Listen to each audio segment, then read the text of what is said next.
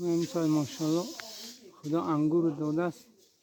هم چوجه ها رو کور کنده، همین انگور ها رو رسبانه کنم. امسال خدا هست و انگور شد. من دادام هم دست مبارک شد، همین انگور ها رسوندن و همین روز آورده همین انگور ها رو. این چی سورت بوده دادا؟ انگوری چی؟ امریکانسکی. این انگوری امریکانسکی.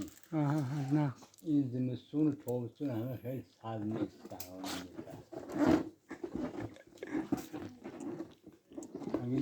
یک کمد لازم گرمداری بیاده. ولی یک کمد در تاو بود. هوا همینج نمیاد که. حدیثم تامینان در گفتی برور که میوری دارون نشده. ما بورش کنیم.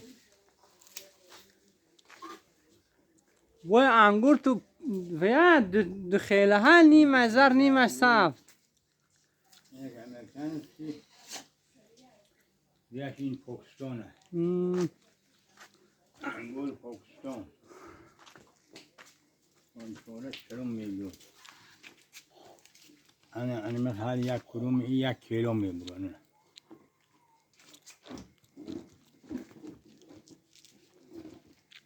یا خیلی 4 کیلو را میبرن. اوه، انا یک مخشو گردم.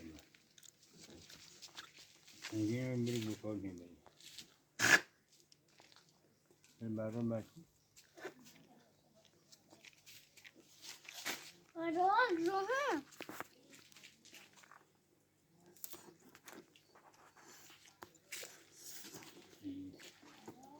اینه بعد چی دار آمده اینه دیگه پل ملمش میرزید که یک وشده.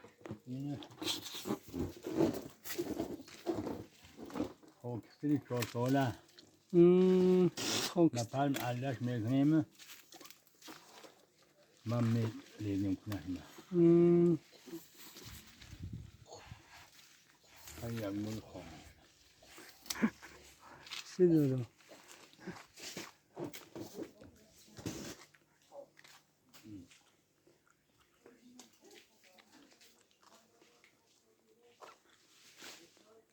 همین ده خدا دادگیش. ماشاءالله خدا داده است. الحمدلله.